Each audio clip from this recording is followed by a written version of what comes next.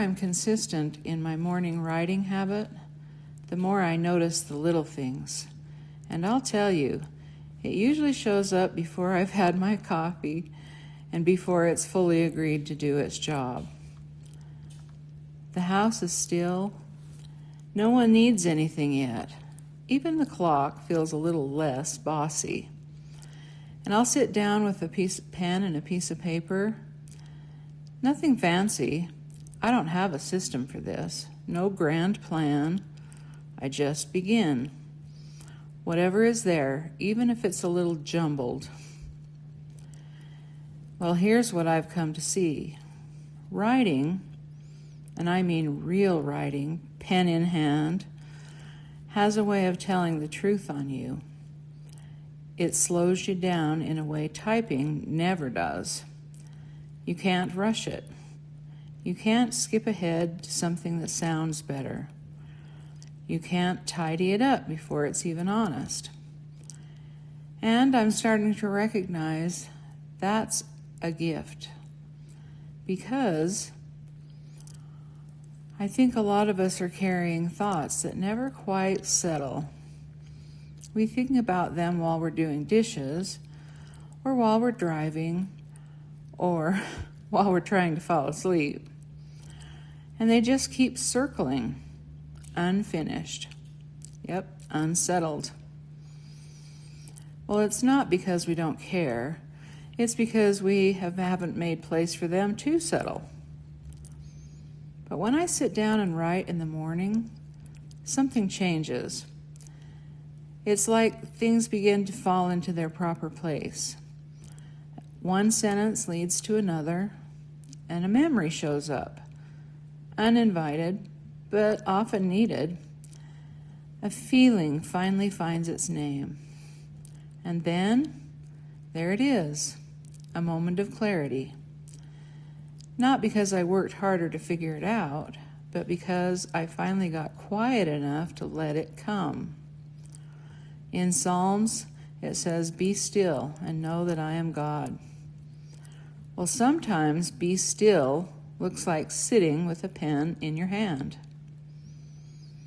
You know, that surprised me because I used to think that clarity came from trying harder, from concentrating and thinking longer, figuring more.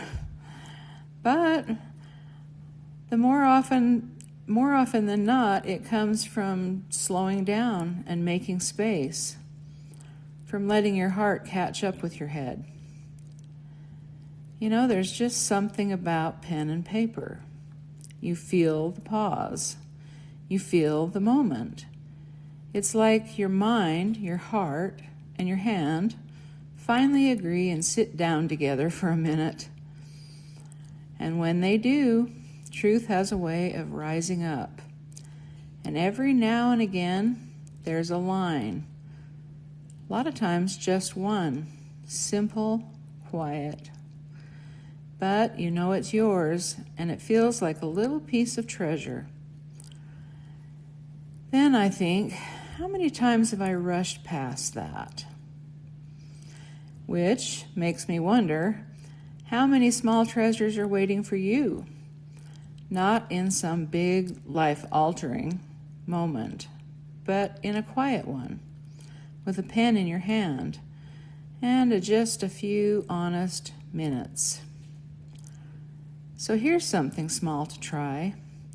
Tomorrow morning, before the phone, before the noise, grab a pen and write one honest thought. Not the version you'd say out loud, just the true one. And don't be afraid to let it be a little messy. Let it be unfinished.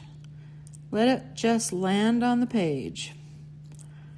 In Habakkuk, it says, "Write the vision and make it plain." Sometimes the vision doesn't come first. Sometimes the writing is what brings it. That's where it begins. And if you've been feeling a little stuck or unsure about even what's inside you lately, this might be your place to start. Not to fix everything, just to hear yourself again, because sometimes the words we slowly, imperfectly write are the very ones that show us who we are becoming. Some treasures aren't found, they're written. Just saying.